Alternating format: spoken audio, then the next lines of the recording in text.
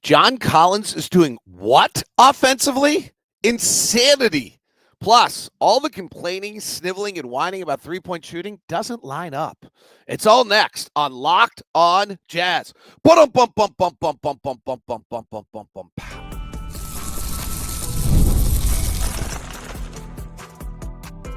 You are Locked On Jazz, your daily podcast on the Utah Jazz. Part of the Locked On Podcast Network, your team every day. Locke, radio voice of the Utah Jazz, Jazz NBA insider. This is Locked On Jazz, your daily podcast on the Utah Jazz, giving you insight, expertise, geeky numbers, and hopefully making it way better to be a Jazz fan each and every day. Thank you so much for making Locked On Jazz your first listen of the day. We are free and available on all podcasting apps. We are also free on YouTube. And we have a daily newsletter that comes to your inbox with all the latest on the Jazz, an exclusive NBA article from Katie Heindel today, Mike Schreier on Thursdays, and Josh Lloyd's fantasy tips for you. That's all available at lockedondaily.com. Thanks so much for tuning into today's show. It is brought to you in part by Robinhood. Robinhood giving you the chance to get the privileges of the high net worth at any net worth. These generous benefits are now available for only $5 a month. The new gold standard is here with Robinhood Gold. Sign up at robinhood.com/gold. Today's show, Mondays, we always wrap with Trends Monday, so we'll do that. Brice Sensabaugh is on the top of NBA rankings. Keyonte George is ranking up well against his fellow rookie class. We'll look at that. All the complaining about the three-point shooting that's going on in the NBA, I have to admit, I'm trying to find logic in it. Maybe you just can't find logic with people complaining. Maybe it's just people who want to be unhappy. That's my take. I'll explain why. Some interesting data points on that to share what's going on and where the complaining just doesn't make any sense. Suns Jazz game was insane. Let's start with John Collins. Have you looked at what John Collins is doing? The Jazz 6'9" power forward is shooting the illustrious 50, 40, 90 right now. John Collins is shooting 54% from the field, 43% from three, and making 90% of his free throws. Now, when you dig into it, it actually gets better. So the number one thing that jumps out to me about his year is the number of points he's either creating himself or assisting. It's 25 a game, which is the second highest of his NBA career in a 41-game stint in 2019 to 2020. He had 25. He's gone from 1.1 assists to 2.7 assists a game. He's jumped from 15 points to 18 points. He's playing virtually the same amount of minutes. His steals per game has gone from 0.6 to 1.1. Pretty good free agent year here for John Collins. His free throws made per game is up an entire free throws made. That's actually not because he's taking more. It's simple. He's taking actually a few more. It's because he's making at 90% compared to 79.5%. But everything across the board is up. His three-point percentage is up from 37% last year to 45%. His last year in Atlanta, he shot 29%. I'm not sure there's ever been a 3-year variance like this. His free throws made are from 2 to 3. His free throws taken are 2.7 to 3.5. His effective field goal percentage is nearly 60%, which would be the third best of his NBA career.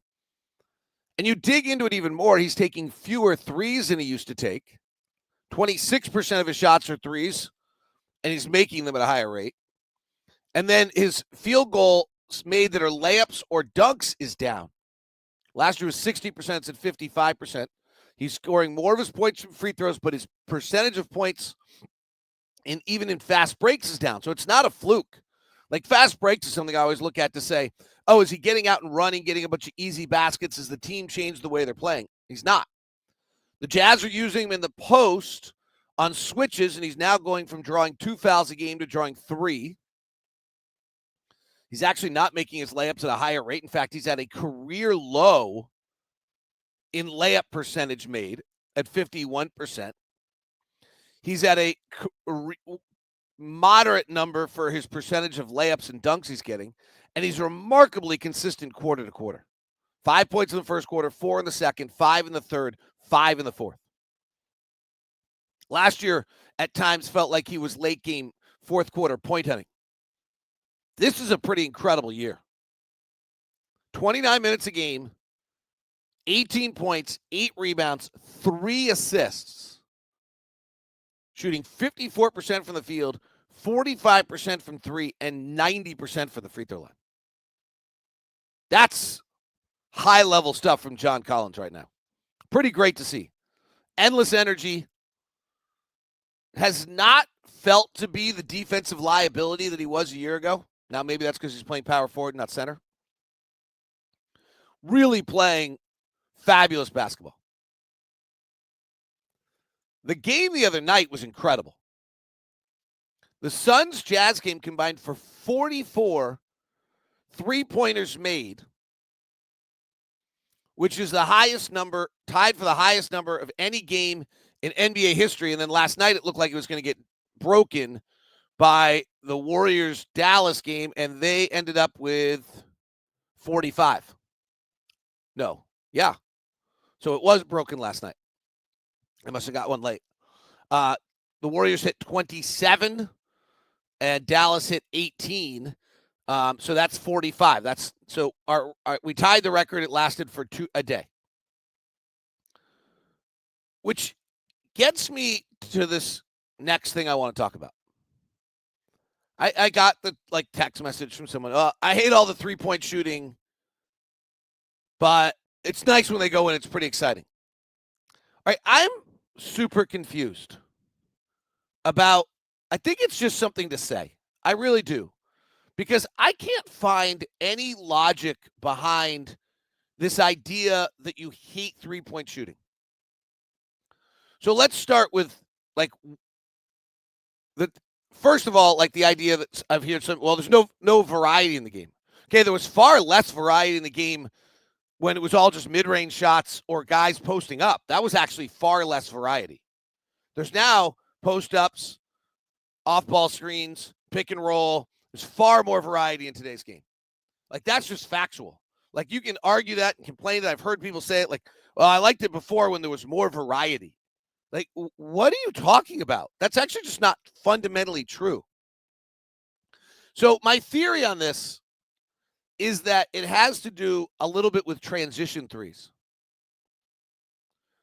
And that transition threes are really obvious to you. And so they jump out at you as oh my gosh, all we do is take threes.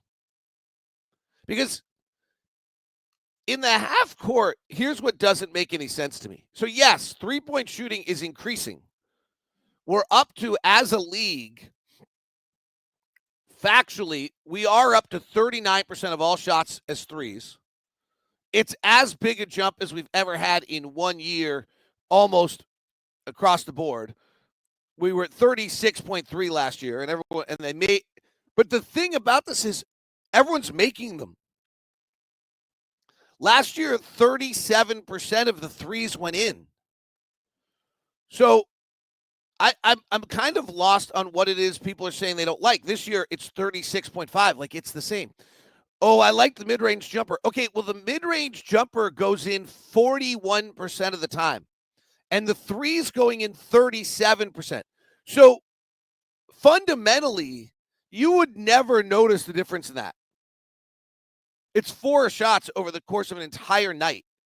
Or should be over the entire 100 shots, which is, of course, it's like 1 shot a night as a viewer. Or at the game. 1. It's literally 1 shot a night more that would go in. So I actually don't understand. Sorry, the light is suddenly blaring in here to the room. So I really don't understand what the complaint is.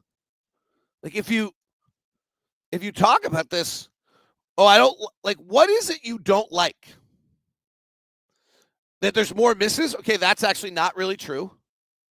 Right? We're making 37% of threes and 41% of long twos. That you don't like that there's not enough variety. Okay, that's actually not true. There's more variety than there's ever been before in the game. that everyone's skilled. Okay. We're playing a much more wide open game because of it that opens driving lanes, allows you to attack the rim more, lets you attempt to, then teams are taking away. We're throwing way more passes than we ever used to. Like I hear the complaint. I don't like, but there's no basis behind it. Or at least that I can find. I'd love to hear from you on what the basis behind this is. Right? Like, what are we talking about? Like, what is the realistic, legitimate complaint that you have about too many threes? Because if your complaint is, I heard Chuck Cooperstein the other day on the Mavericks, last night on the Mavericks broadcast, talking about, well, it's players who shouldn't be taking them. Okay, well, that's actually not happening.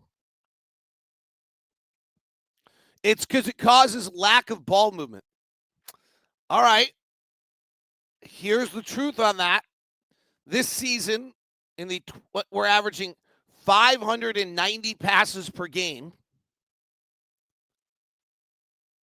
Last year, we averaged 576. We're throwing more passes. And yes, in like 26, we were up to 610 passes in 2015-16. So in the course of 200 possessions a night, we're down 20 passes, which means that 1 every 10 possessions, there's a 1 fewer pass than there used to be. I'm going to continue on this. None of this makes any sense, but I have a theory on why everyone thinks that, and I'll share it next when we continue on Locked on Jazz. Today's show is brought to you by Murdoch Chevy, located in Woods Cross, also located in Logan. The Chevy truck, Americana. The Murdoch's, Utah. The combination, perfect.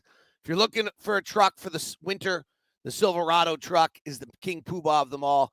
Big, powerful, riding up above the crowd with all the power you need. The Colorado is the shifty, fun, mobile, daily truck. Grab a bunch of stuff, move it around truck, plus the great SUV lineup that starts off with the Utah County Assault Vehicles, which is the Suburban and the Tahoe. It's all at Murdoch Chevy, located in Woods Cross, also located in Logan. I would love to give you the Lockdown VIP experience, so make sure you email me first at dlock09@gmail.com. And let's make sure that we get you out in front of the people that you need to at Murdoch and give you the VIP experience that you deserve. So email me at dlock09@gmail.com. That's dlock09@gmail.com. Today's show is also brought to you by Robinhood, the new gold standard. Sign up now at robinhoodgold.com. Robinhood is giving you the opportunity to have the benefits of the silver spooners without having the 1%. Robinhood Gold allows you to get rates and perks usually reserved for high society. And now resourceful individuals with Robinhood Gold can earn the very liberal rate of 4.25 APY on uninvested cash and be rewarded with a handsome 3% retirement boost. On IRA contributions, Robinhood Gold provides privileges of high net worth for any net worth. These generous benefits are now available for only $5 per month. The new gold standard is here with Robinhood Gold. Sign up at robinhood.com/gold. Terms apply. For product-specific disclosure, visit robinhood.com/gold. Investing involves risk. Rate may change. Gold membership is offered by Robinhood Gold, LLC. Sign up today at robinhood.com/gold.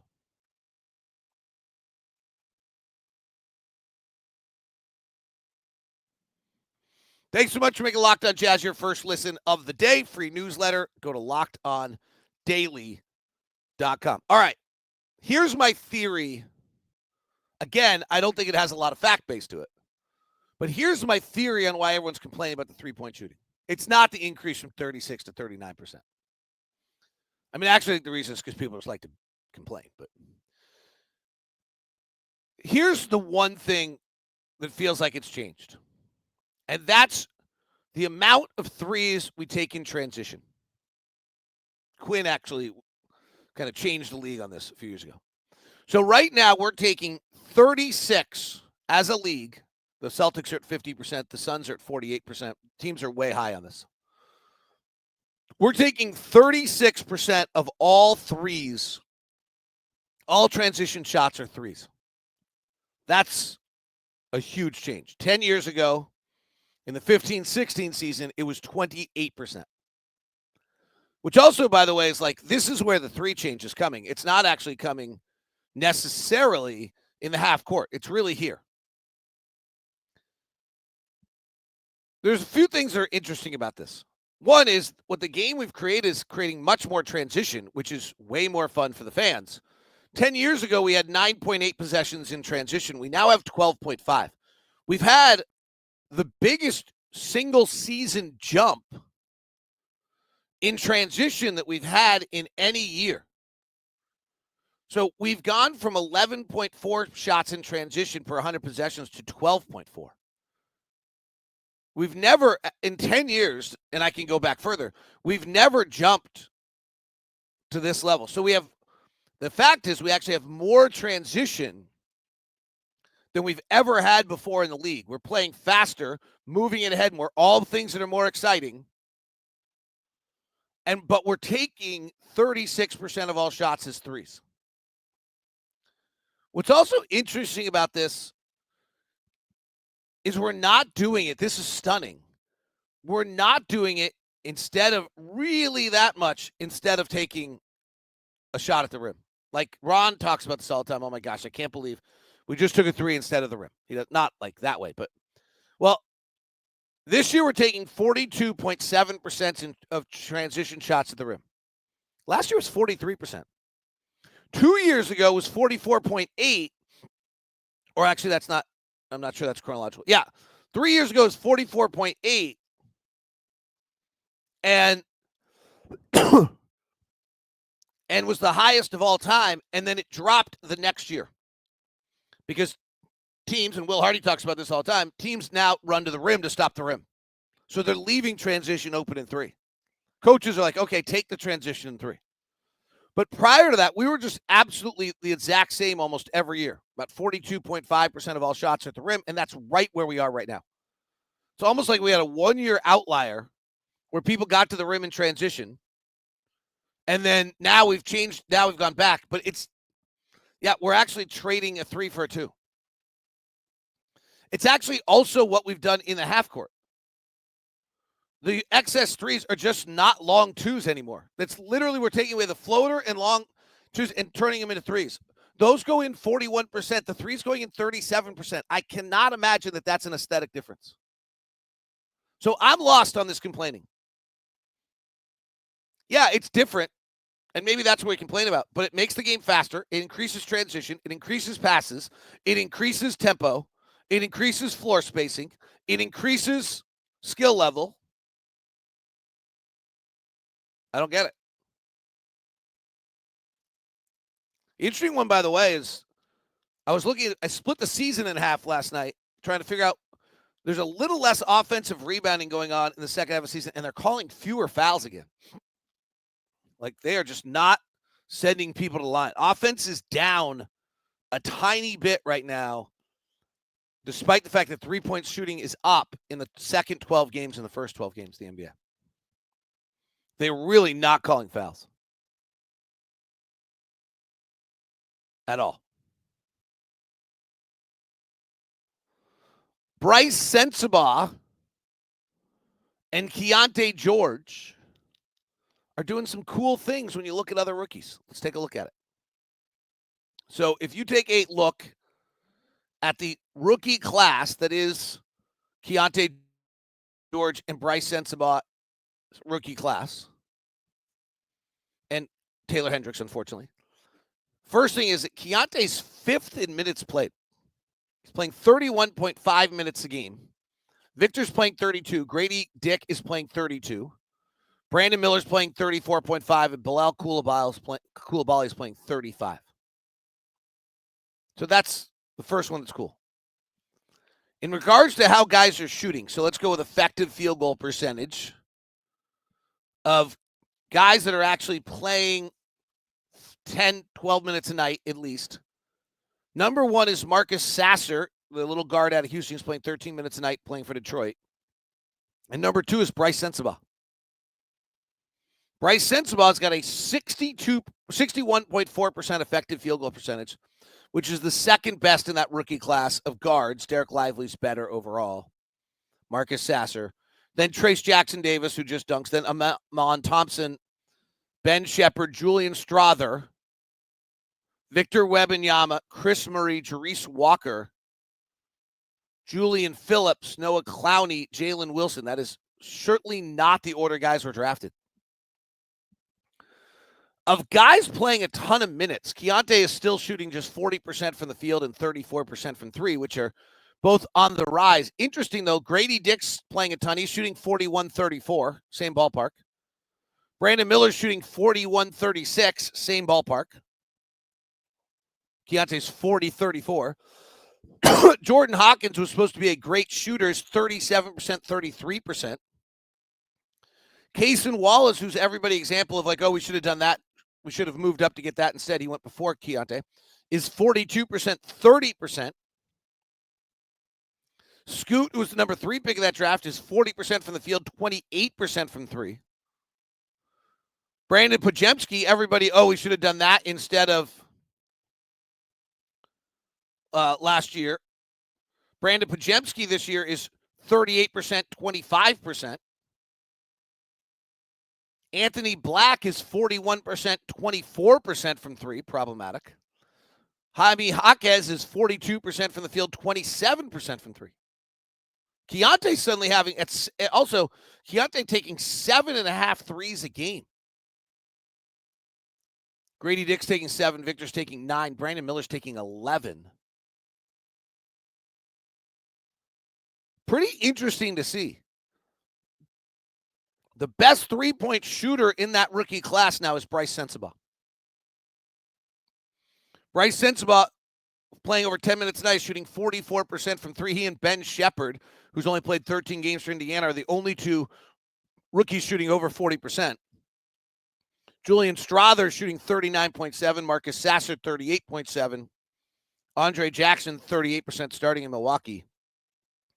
It's pretty interesting here. Like if you start to look at this class, the high-level draft picks getting a lot of time are not shooting great. Bilal Coulibaly, who everybody loved last year, is at 31%. It's still hard. I mean, it's really the lesson I would have here is there's just a lot of guys who are having sophomore steps backwards. Keyonte's not. Keyonte's stepping forward and vaulting himself in the draft class. And Brice Sensabaugh is the number 1 three-point shooter in the whole class. So it's pretty cool to see those two guys getting the time, getting the opportunity, and taking the step that they need to take right now to become that next level player. All right, Trends Monday is next. Bad news for one of our draft picks coming on Trends Monday as we continue on Locked on Jazz. Today's edition of Locked on Jazz is brought to you by FanDuel. FanDuel, the official sportsbook of Locked On, is also the official sportsbook of the NFL. So here's the deal. If you get into the action as a new customer at FanDuel, you get $5. When you win your first bet, you get $150 off that $5. That's right. Pretty cool deal here. America's number 1 sportsbook, FanDuel, gets you $150 in bonus bets if you win your first $5 bet. The FanDuel Sports app gives you everything you need to place live bets on the NFL or the NBA all in one place. So when you get a hunch in the middle of a game, you can check out the latest stats, view live play-by-play, and so much more on the same page where you place your bets. Visit FanDuel.com today. You'll get started with $150 in bonus bets if you win your first $5 bet. That's FanDuel.com. Never waste a hunch. Make every moment more. Official sports partner of the NFL and official sportsbook of the Locked On Podcast Network. Tonight's Jazz Clippers game, one of the many games in the NBA tonight. There's also 2 NFL games if you want to get involved. But the Jazz Clippers game tonight, the Clippers are an 8.5-point favorite. The over-under is 223. Best NBA game of the night is Sacramento's a 1.5 favorite over Denver in Sacramento at the Golden One Center. Otherwise, Charlotte and Philadelphia have a fairly good one. NFL games tonight. Atlanta's a 5.5-point favorite over the Raiders, and the Sam Darnold, Caleb Williams matchup has the Vikings as a 7-point favorite against the Bears. Today's show is also brought to you by BetterHelp. Convenient, flexible online therapy. Visit betterhelp.com/lockedonnba. This time of year can be real. Let's just call it that way. And when things get real, maybe it is time for you to be able to check in and see what you can find out how therapy might be able to help you. What are the things that make you happy and cozy in the month of December? How do you stay happy during the months of less sun and more cold? Whatever it might be that you need from when the seasons change, therapy is a great way to bring yourself some of that comfort. If you're thinking about starting therapy, give BetterHelp a try. It's entirely online, designed to be convenient, flexible, and suited to your schedule. Fill out a brief questionnaire, get matched with a licensed therapist, switch therapists anytime with no additional charge. Find comfort this December with BetterHelp. Visit BetterHelp.com/LockedOnNBA today at 10% off your first month. That's BetterHelp, HELP.com/LockedOnNBA. BetterHelp.com/LockedOnNBA. Thank you so much for making Locked On Jazz your first listen of the day. The daily newsletter has an exclusive article every Monday, Tuesday, Wednesday, and Friday by Katie Heindel. It has an exclusive article from Mike Schreier on Thursdays. It has exclusive fantasy tips, all the links to the most important NBA articles, and your Locked On Jazz stuff. It's at LockedOnDaily.com. It is your daily Utah Jazz newsletter, but also it's the #1 ultimate stop for NBA newsletters. So please grab that. All right, every Monday, we like to look at Trends Monday and seeing what's going on in the league. And we look at the first 10 games, and then we look at the 2 weeks. And I'm going to tell you right now that the sad news I have for you is that our hope that Minnesota was going to collapse and give us another great draft pick or a good draft pick in the middle of the draft is falling apart. Minnesota has clicked in, is what I think we're going to find out here. Last 10 games, the top team in the NBA is the Oklahoma City Thunder, followed by the Boston Celtics, followed by the Memphis Grizzlies. This is real. They got killed last night, but this is real. The Knicks are 4th, Cleveland is 5th, Dallas is 6th, and Minnesota 7th. Usually, I tell you, the first 20 games are more important than any other stretch in evaluating players, but it really feels as like the cream has risen to the top this year right about now. The teams are struggling the worst in the NBA are the Wizards, the Pelicans, the Blazers, the Hornets, the Lakers, and the Jazz. Wizards are on a different level of struggle, but also the Jazz kind of vaulting their way up a little bit on this list, by the way. Teams that are best offensive teams over the last 10 games. Dallas is at a 120 offensive rating, and so is Sacramento since they moved Malik Monk into the starting lineup. So Sacramento has really clicked back into like their greatest offense of all time. Boston's at a 119. By the way, to this point also about 3-point shooting. Like these offenses are unbelievable. They're averaging nearly 1.2 points per possession. So the best offenses in the NBA the last 10 games are Dallas and Sacramento at a 120. Boston at a 119. Phoenix at 118. Chicago, and then Oklahoma City. Teams are having a hard time scoring. Jazz, by the way, are 13th offensively. Will's done a great job there. Teams that can't score right now are the Wizards, Lakers, Hornets, Pelicans, and the Timberwolves. And the Warriors, interestingly. Clippers are struggling a little bit who we play. However, defensively, this is where this league is crazy to me right now. You have these offenses that are scoring a 120 that are like breaking the game. And in the last 10 games, the Minnesota Timberwolves are allowing less than a point a possession defensively. How is that possible that those two things can both be happening at the same time? Minnesota's last 10 games defensively is a 99.3. The league average is last 10 games offense is down a little bit. It's at about 113. That's 14 points better than league average. Minnesota's defense is so much better than the best offense in the league right now. It's crazy. Think about that. The league average is 113, 114. Dallas is and Sacramento are at 120 offensively. They're 7 points better than league average. Minnesota's defense is 14 points better than league average right now. Oklahoma City, Houston, Memphis, Orlando, and Boston are next. You know what's interesting is we haven't played any of these teams. We play the Clippers tonight, the seventh best defense. We really have not played any of these elite defensive teams yet. The teams that are defending the worst are the Jazz and the Blazers, Spurs, Wizards, Pistons, Nets, and then the Suns. So that's over the last 10 games. If we move to the last 2 weeks, obviously a lot similar, but sometimes we see just kind of a little different trend here or there that's worth pointing out.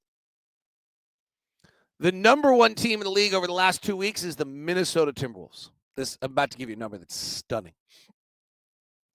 Oklahoma City is 2, Boston is 3, Cleveland is 4, Sacramento is 5, and Dallas is 6.